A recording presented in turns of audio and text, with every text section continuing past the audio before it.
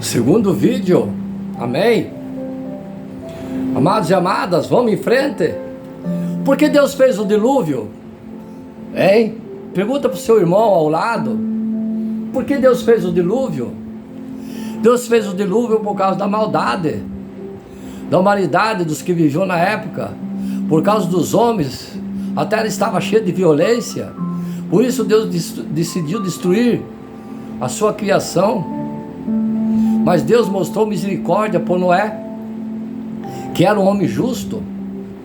A humanidade era perversa e violenta e só queria fazer o mal. Isso entristeceu a Deus, que decidiu destruir a humanidade.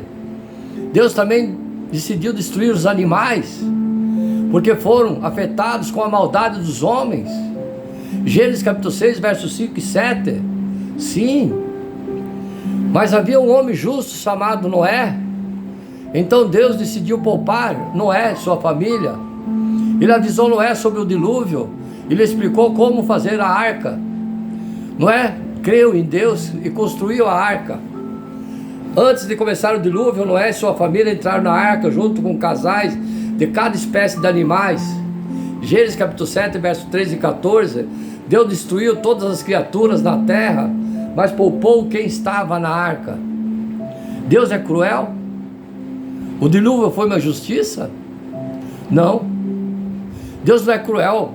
E o dilúvio não foi injustiça. Deus não se agrada com a morte de ninguém. Ezequiel, capítulo 18, verso 32. Mas o pecado tem que ser castigado. O preço do pecado é a morte. As pessoas do tempo de Noé tinham abandonado a Deus e se entregado completamente ao pecado. Mais tarde ou mais cedo, todos iriam ser castigados. Deus é justo, mas Deus não se alegra com o castigo. Ele mostrou sua misericórdia, providenciando uma escapatória para eles. A arca de Noé foi salva porque ele teve fé em Deus e obedeceu. Hebreus capítulo 11, verso 7. A construção da arca levou o tempo. As pessoas viram o trabalho de Noé. Quando o dilúvio aconteceu, todos conheceriam Noé e sua história, de como Deus tinha falado com ele, mas ninguém acreditou, ninguém entrou na arca, escolheram ficar fora, por isso morreram afogados, igual hoje. Ninguém acredita que os finais estão terminando, o tempo está chegando ao fim. Hebreus capítulo 11, verso 7. Pela fé Noé, quando avisado a respeito das coisas que havia, das coisas que ainda não se viu, movido por santo temor, construiu uma arca para salvar sua família. Por meio da fé ele condenou o mundo e tornou-se herdeiro da justiça, que é segundo a fé. Ele não poupou o mundo antigo quando trouxe o dilúvio sobre aquele povo ímpio, mas preservou Noé, o pregador da justiça, e mais seus filhos. A construção da arca demorou muito tempo, 100 anos. As pessoas viram o trabalho de Noé. Quando o dilúvio aconteceu, todos conheciam Noé e sua história, mas ninguém acreditou nele. Descubra aqui, amados e amadas, essa palavra sobre a vida de Noé. O dilúvio foi um sinal de justiça, de misericórdia de Deus. Um dia haverá um novo julgamento para a humanidade, segundo Mateus capítulo 24, versos 37 e 19, que diz: como foi nos dias de Noé, assim também será a vinda do Filho do Homem. Pois nos dias anteriores ao dilúvio, o povo vivia comendo, bebendo, casando-se, e eles nada perceberam até quando o dilúvio os levou a todos. Assim acontecerá com a vinda do Filho do Homem. Todos que vivem no pecado, rejeitando a Deus, serão castigados, mas Deus já providenciou uma escapatória. Jesus é a nossa arca, a nossa única salvação. Quem se arrepende dos seus pecados e aceita Jesus como Salvador, receberá a misericórdia de Deus e viverá eternamente. Amém, amados e amadas? Porque Deus enviou o dilúvio quando sabia que o pecado continuaria após o dilúvio? Bom, como eu já expliquei, por que que Deus fez o dilúvio? Porque a humanidade estava perdida. Agora, é claro que Adão e Eva pecou. Veio Jesus e nos redimiu do pecado. Isso não quer dizer que até o final da tua vida você não peca mais. Aí então existem 3 posições. A primeira posição, nosso pai Adão e Eva nos colocou como pecadores. Jesus veio, morreu na cruz e nos salvou desse pecado. E agora vem a nossa vida até a nossa morte. Nós devemos ser justos e se arrepender dos pecados. Encontremos o cenário para o julgamento sobre o que foi pedido. Por que Deus enviou o dilúvio quando sabia que o pecado continuaria? Em Gênesis capítulo 6, versos 1 e 7, como se foram multiplicando os homens na terra, eles nasceram filhos e filhas de Deus, e as filhas dos homens eram formosas, bonitas, tomaram-se para si mulheres, e as que entre todas mais lhe agradavam. Então disse o Senhor: o meu espírito não agirá para sempre no homem, pois este é carnal, e seus dias serão 120 anos. Ora, naquele tempo havia gigantes na terra, e também depois, quando os filhos de Deus possuíram as filhas dos homens, ou as quais lhe deram filhos, esses foram valentes, varões de renome na antiguidade.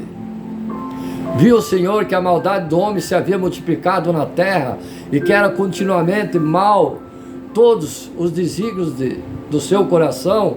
Então se arrependeu, e o Senhor, de ter feito o homem na terra, isso lhe pesou. Disse o Senhor: farei desaparecer da face da terra o homem que criei, o homem e o animal, os répteis, as aves do céu, porque me arrependo de ter-nos feitos.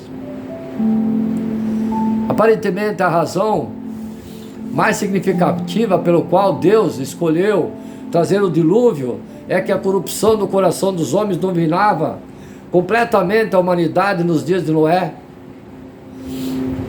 Deus certamente sabia que enviar o dilúvio não resolveria, e não resolveu. Para quem fez a pergunta se após o dilúvio continuou o pecado, o problema é que o pecado no coração do homem depois do dilúvio, Deus observa o que é desígnio mal no íntimo do homem desde a mocidade. Gênesis capítulo 8, verso 21. Na mesma declaração, Deus também diz: nem tornarei a ferir todo o vivente como eu fiz.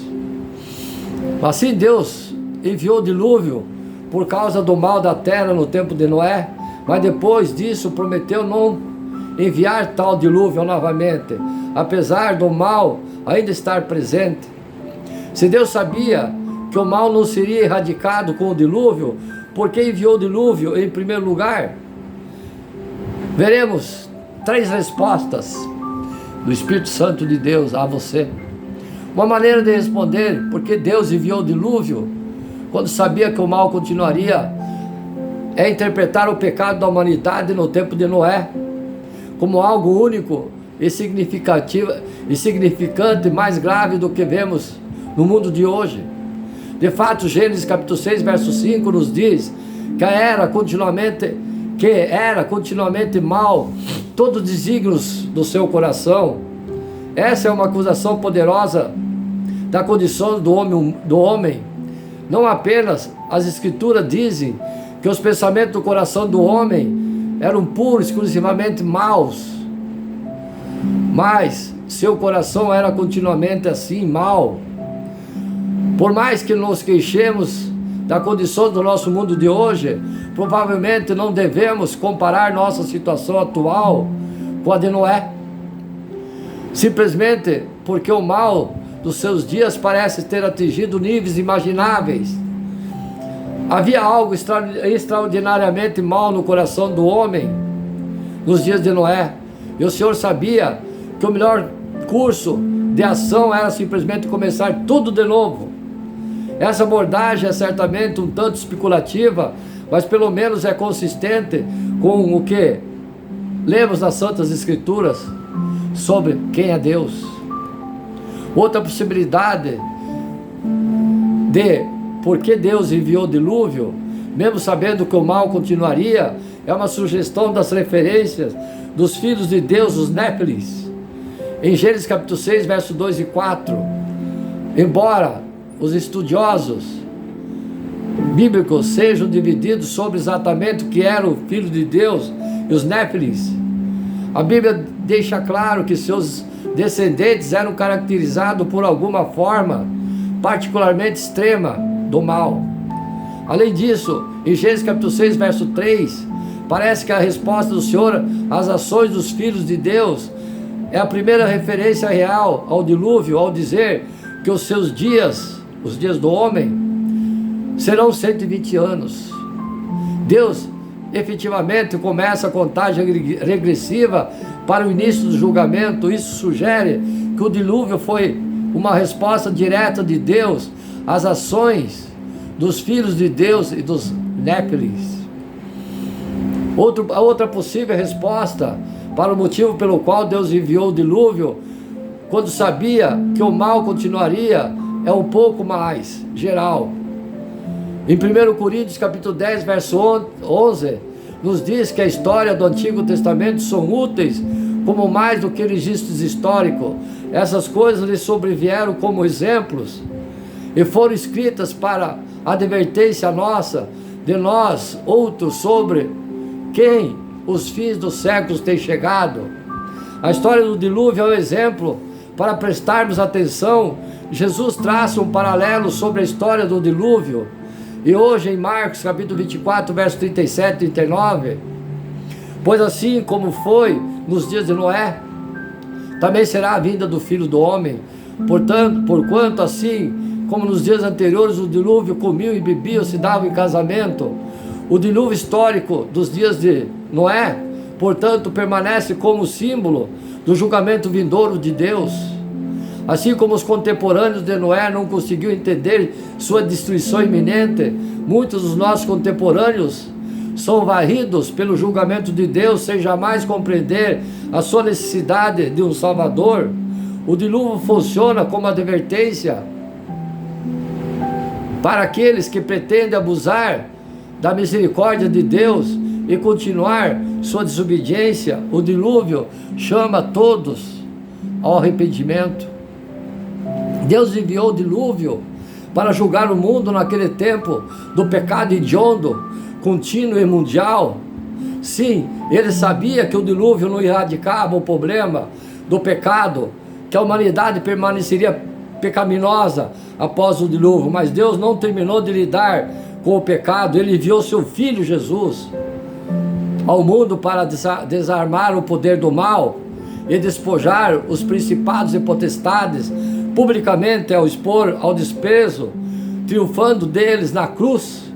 Colossenses capítulo 2, verso 15, por causa de Jesus Cristo, um novo céu e a nova terra serão prometidos. Apocalipse capítulo 21, verso 1, e nunca mais haverá qualquer maldição. Apocalipse capítulo 22, verso 3.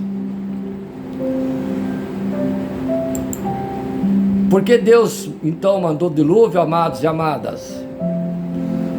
O dilúvio, Deus exterminou a sua criação, só Noé, sua família e alguns animais, para perpetuar a espécie após a catástrofe do dilúvio. Mas Deus é amor, porque Ele matou tanta gente nesse dilúvio. Nem precisamos dizer muito sobre isso, pois a Bíblia deixa bem claro, como já falei lá em cima, o motivo pelo qual Deus de amor destruísse as suas criaturas. Eu vi o Senhor que a maldade do homem se multiplicara sobre a terra e que toda a imaginação do pensamento de seu coração era só má continuamente.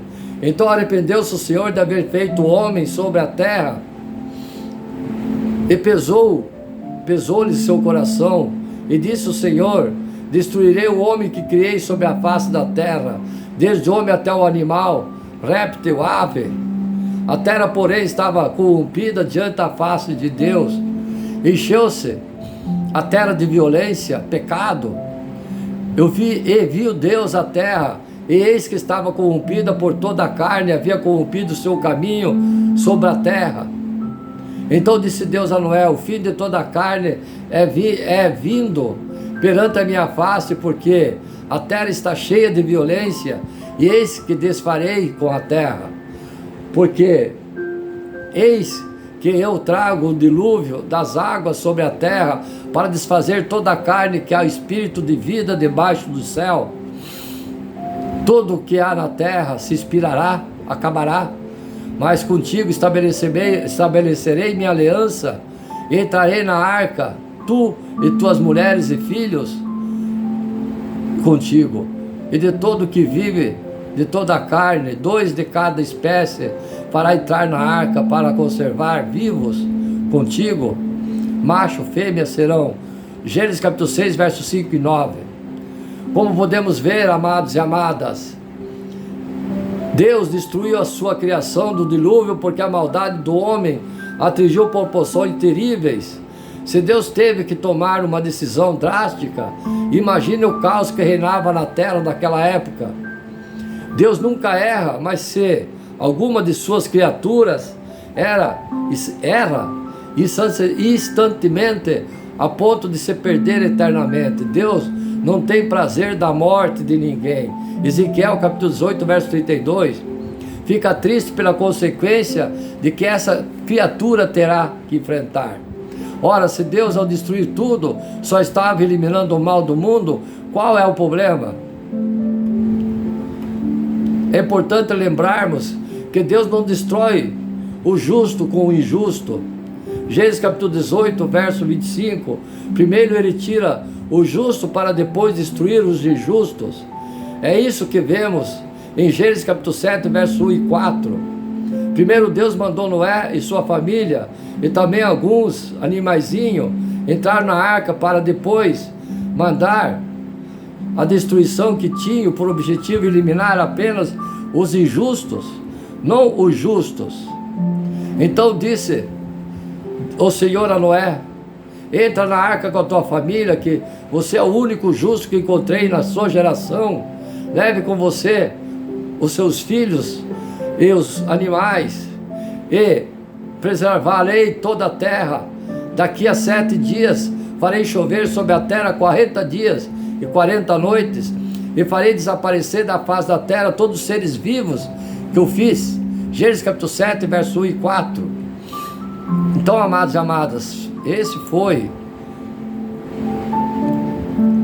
o dilúvio de Noé. Palavras de Deus para nós. O dilúvio. Como que foi o dilúvio? O mundo conhece muito pouco sobre a Bíblia, mas são poucas as pessoas que desconhecem a história da Arca de Noé, né? Ela é um tema de filmes, histórias. O conhecimento a respeito do dilúvio é quase universal, mesmo fora do relato da Bíblia, de Gênesis.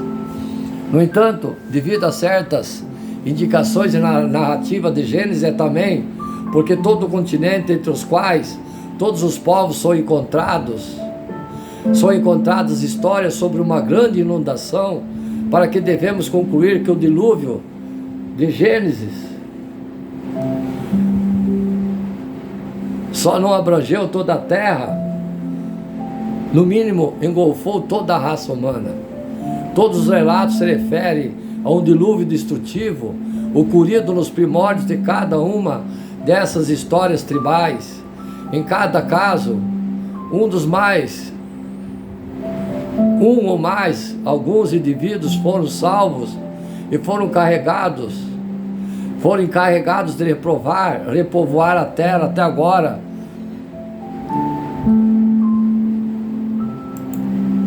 O que aconteceu com os corpos das pessoas, amados e amadas, do dilúvio? O que aconteceu? Será que o dilúvio realmente aconteceu? Claro. Como sobreviver a um dilúvio? Quais são os dilúvios antigos? Quais são as histórias do dilúvio? O que aconteceu com os corpos não se sabe. Foram devorados, né? Pelas águas. Ninguém sabe. Por que Deus quis então destruir a humanidade com o dilúvio? Agora vocês sabem que não será mais água. A destruição da terra será fogo. Muitas pessoas, quando veem relatos bíblicos, como o dilúvio de Noé, a terra, a torre de Babel, a história de Sodoma e Gomorra, imaginam Deus como um grande destruidor, usurpador da vida. Imagina um Deus irado que simplesmente não suporta os erros do homem.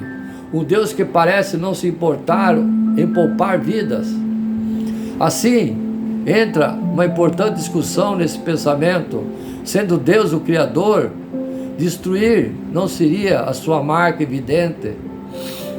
Criador e não destruidor, criar, ordenar, manter, sustentar, são sim suas características identificatórias. Se não fosse assim, seria mais parecido com o adversário. A história do dilúvio, por exemplo, é uma história de juízo ou de salvação. Trata-se de justiça ou de misericórdia.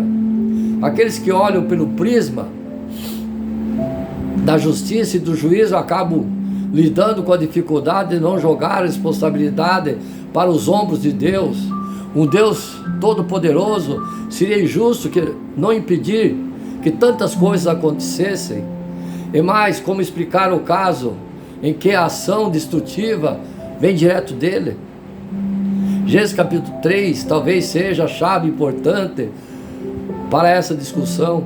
Dentre as diversas informações ao texto bíblico, tem duas que merecem a nossa atenção. O primeiro relato, o movimento do homem em contrariar a voz de Deus, indo na direção contrária à sua indicação, lançando mão do arbítrio dado pelo próprio Deus, decide pela vida independente dele, como se isso fosse possível, desejando ter o poder de Deus. O homem perdeu a capacidade de lidar com a vida sem mácula do seu salário, da sua escolha. A morte certamente morrerás. Passa a ser a construção possível da humanidade agora caída, queda que afeta todo o sistema da criação, que fica aprisionado por causa do homem. Isso explica, por exemplo, o clima de guerra da criação dos homens, a relação da nossa natureza e uma relação de conflito desde então. A capacidade de produzir a morte e destruição é a nossa marca nesse planeta que já foi referência de um equilibrado e próspero jardim. Ou seja, o problema ambiental do planeta é moral. A segunda informação é que Deus surpreendentemente, em vez de pronunciar a sentença de morte já alertada anteriormente, pronuncia uma sentença de vida. É justamente em meio da queda da humanidade que Deus anuncia uma mensagem de redenção. Alguém viria na história dos humanos para resolver um problema criado pelo ciclo da morte, escolhido pelos homens, a cabeça da serpente no Éden. Adão e Eva, imagem do mal, seria esmagada ao efeito de sua influência maléfica, seria inspirado pela morte de Jesus na cruz. Ou seja, em Gênesis capítulo 3, o que Deus anuncia é que iria abandonar a humanidade rebelde, o que Ele estaria buscando caminho entre nós para impedir que morrêssemos sem uma saída. O capítulo 4 de Gênesis é uma denúncia de que nós não daríamos conta de conduzir nossa história. Caim é o porta-voz de nossa inclinação. Daí para frente, a história dos homens é uma história de movimentos redentivos de Deus, que vai culminar com a vinda de Jesus. Se a história dos homens fosse apenas juízo, não existia o versículo 15 de Gênesis, mas a nossa história é marcada pelos atos misericordiosos de Deus, fruto dos atos de seu amor em nosso favor.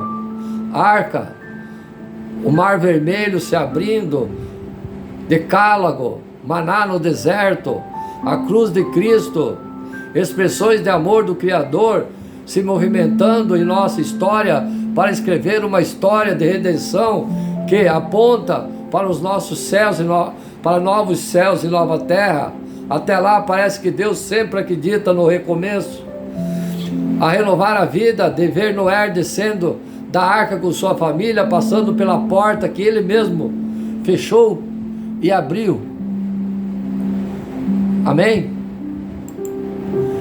A maldade do homem era grande sobre a terra. Em Gênesis capítulo 6, verso 1 e 9 e 17. Então, constantemente, nos últimos anos, ouvimos falar do aquecimento global, das suas consequências, entre as quais secas, inundações, furacões, fome e o calor excessivo. Segundo as previsões dos cientistas, entre 200 milhões e 600 milhões de pessoas enfrentarão a falta de alimento nos 70 anos seguintes, enquanto inundações litorâneas podem destruir 7 milhões de casas. No dia 26 de dezembro de 2004, quando todo mundo acompanhou o tsunami ocorrido na Ásia, o qual inundou o sul e o sudeste do continente, ao atingir regiões da Indonésia, Sri Lanka, Índia, Tailândia, essa tragédia ceifou 280 mil pessoas e deixou várias cidades destruídas, um verdadeiro dilúvio. Agora, ultimamente temos tido o terremoto da Turquia e a Síria, no qual já até hoje levou 20 mil vidas humanas. Isso hoje, diante da realidade da fome, seca, inundações que afetam a vida de milhões de pessoas, sempre nos perguntamos por quê. Quando acontece um tsunami, algumas interpretações de cunho religioso afirmam: Deus permitiu a morte dessas pessoas para que a humanidade se desse conta de que precisa melhorar, ser mais sensível à realidade dos outros. Será? Ontem como hoje, cada povo, à luz da sua cultura e de sua realidade, reflete sobre a causa dos desastres nacionais, inundações, terremotos, guerra. A Bíblia também registra uma história do dilúvio. Os capítulos 6 e 9 do livro de Gênesis apresentam uma história completa sobre esse evento, causa, destruição e recriação. Nela, o povo de Israel afirma que Deus não castiga o ser humano pela maldade deste. É a própria ação humana que continua destruindo o próprio ser humano e a natureza.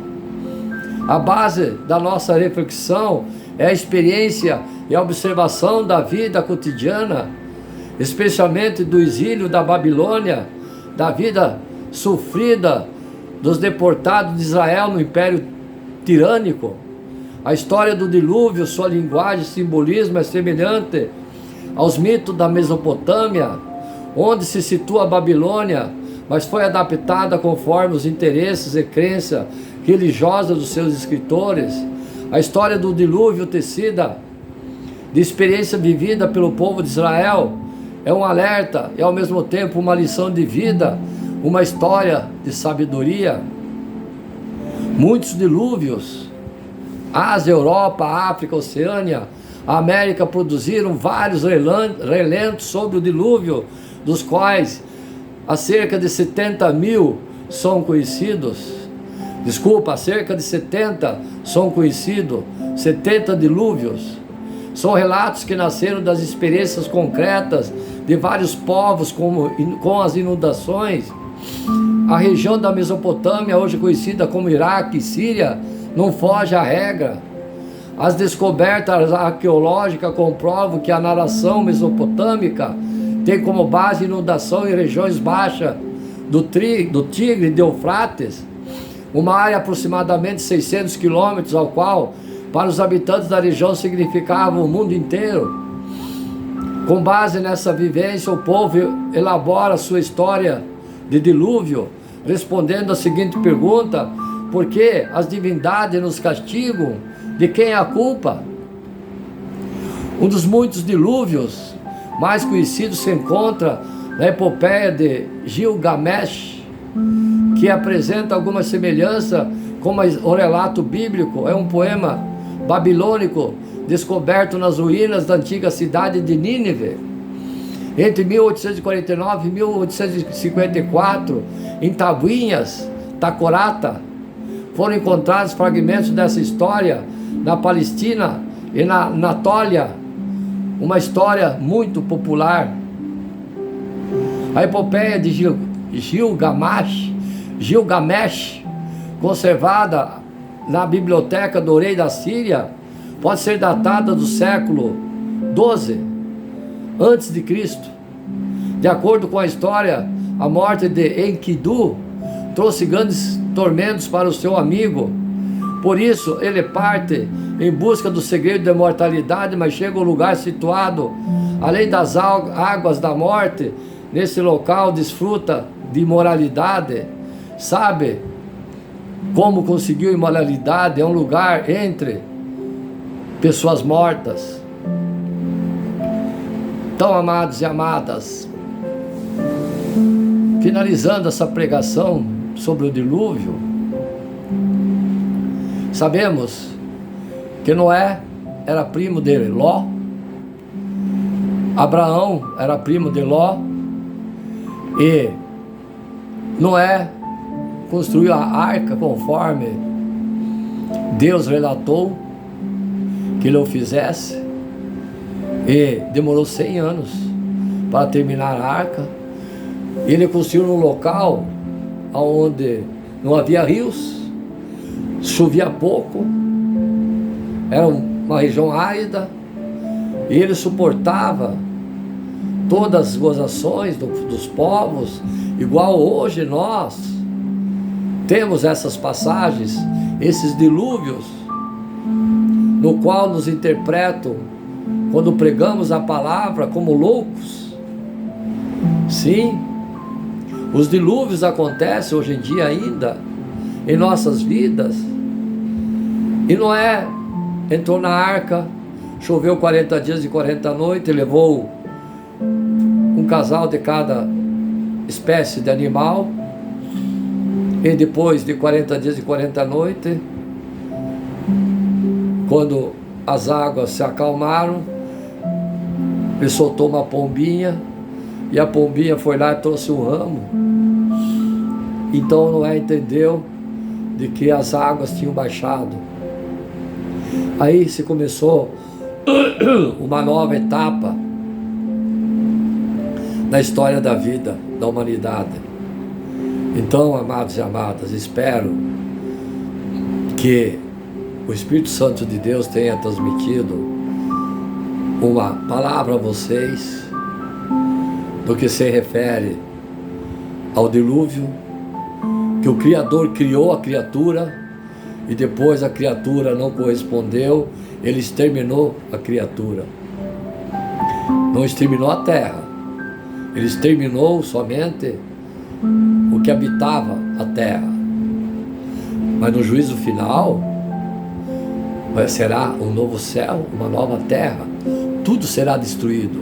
Sim, Deus fará um novo céu, uma nova terra, após o juízo final. Então, amados e amadas, espero que essa reflexão, essa palavra sobre o dilúvio tenha adentrado a mente de vocês e possa ser uma luz para iluminar os seus caminhos obscuros, as suas trevas intermináveis, que possa brilhar um horizonte onde o homem deva encontrar a paz e não a guerra. Mas esse servo vos fala a verdade, a fim, doa a quem doer. A verdade é que o que Jesus disse, que nós estamos nas dores do parto, está se acontecendo todas as promessas da Bíblia, tudo o que está dito pelos profetas, Daniel, está acontecendo e vai acontecer. E vai acontecer exatamente o que está escrito. Então devemos sim estar sempre alerta e permanecer na fé, orar, perseverar na fé e jamais desistir de Jesus, que salvou-nos do pecado, derramando seu sangue por nós na cruz. Amados e amadas, vigiai e orai e não cair em tentação. Perseverai na fé, porque ele virá como um ladrão, que você jamais vai pensar como no tempo do dilúvio. Ninguém pensava que ia acontecer como hoje.